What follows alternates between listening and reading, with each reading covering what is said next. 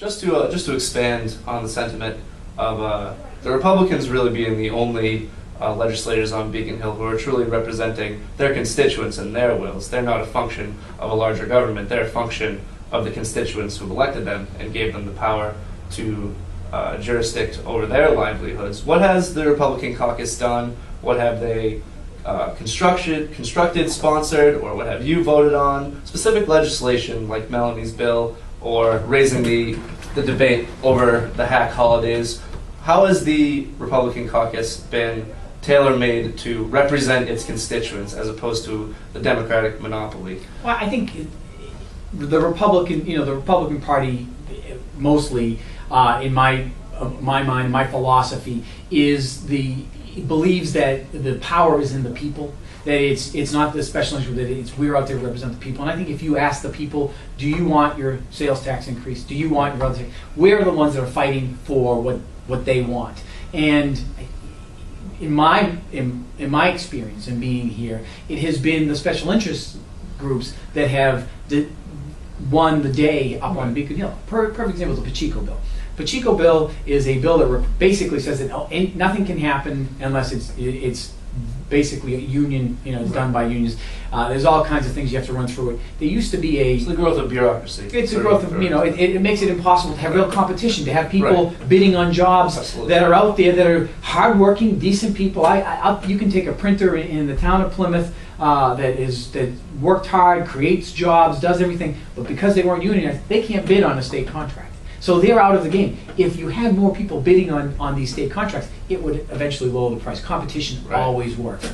And we've continued to advocate and to raise the, in the least case, raise the bar to $5 million so that you could get more competition on smaller projects to get, and it would save dramatic amount of money. We've been continuing to advocate that. We can't get them to move it off at $250,000. These are things that you talk to any municipal leader, and I'm talking, municipal leaders in town governments that say that is a huge hamper to them. It's very difficult for them to operate. Everything has to go through this very long, cumbersome process. We're trying to free up government.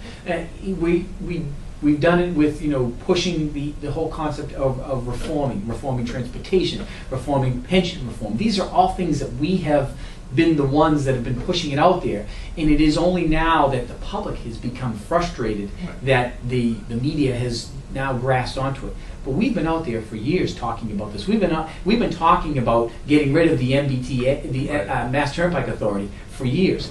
Now the Democratic legislature is getting serious about it, and we're actually doing it this year. Governor Romney tried to do this probably 6 or 7 years ago, tried to get this absolutely accomplished because it was millions and millions of dollars in savings. The democratically controlled legislature ignored it. And if we had done it back then, there would have been billions of dollars in savings 6 years ago to now that have been ignored because obviously the special interests were opposed to it. Right. So now we're doing it because there are no choices. I think the revenue situation that we're in right now was, we were out there last year, the Republican caucus, the small minority was out there telling them, do not spend like you're spending right now. We cannot grow by 6%, 6.5%, 7% when the economy is collapsing. Look at everything that's going on.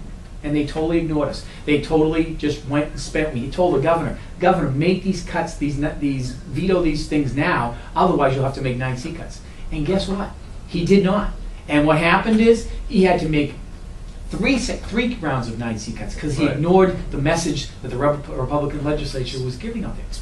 It's been extraordinarily detrimental to the local municipalities having a mother who works on a school committee, having their budget already set forth, them being able to allocate funds through bargaining for teachers. All of that was totally thrown out the window with the 9C cuts, which were promised. Those bills were, and those funds were sent to the municipality saying this is what you can guarantee coming from the state, and they were just wiped right off the table. And my argument to the administration was better to give the people the truth now than to wait halfway through the year and then have to deal with it. And frankly, those cuts were double that. We were saying that. They were ignoring us, and ultimately there isn't a member in the legislature, Democrat or Republican, who disagrees with the fact that and says that we weren't right. We were right. We saw the signs and what was going on in the economy, and what we're seeing is a pulling back in what we do in a budget. And frankly, as painful as it may be in some cases, it's a good thing, because we are going to make government more efficient, and it's through the crises that we're seeing that they're actually doing things that we've been talking about for years. Because we were trying for years to make government more effective, more efficient, and more streamlined, because we believed in the long-term savings, and ultimately we wouldn't have to go back to the voters. But they're doing all of this, and they're going back to the voters, and they're raising the sales tax, and they're raising the satellite tax, and they're raising the meals tax, and the lodging tax. And these are the things that I think people have had enough of. Well, the people truly are speaking out. They're becoming more engaged. They're becoming active in organizations like Plymouth County GOP. They're supporting their candidates. They're throwing fundraisers. And we'd once again like to thank you for your time. We know it's valuable. And thanks for representing the constituents and not the special interests. Thanks. Again, I thank you in the Plymouth County GOP. It has been exciting to see its resurgence. When I was first elected, it was the Plymouth County GOP that made a huge difference in my election, and I want to make sure that in 2010 there are going to be other people just like Vinnie deMacedo who are going to have the infrastructure in place to give them the resources to be successful in 2010, and hopefully change the way things happen on Beacon Hill, so that, as you said, the constituents are represented and not the special interest groups. So with that, I want to thank you for coming here, and we'll keep working together and hopefully have a very big year in 2010. Thanks. Thank you. So that's all for this edition of the GOP Rebuttal. For more exclusive interviews with your candidates and your elected officials, visit us at www.plymouthcountygop.com.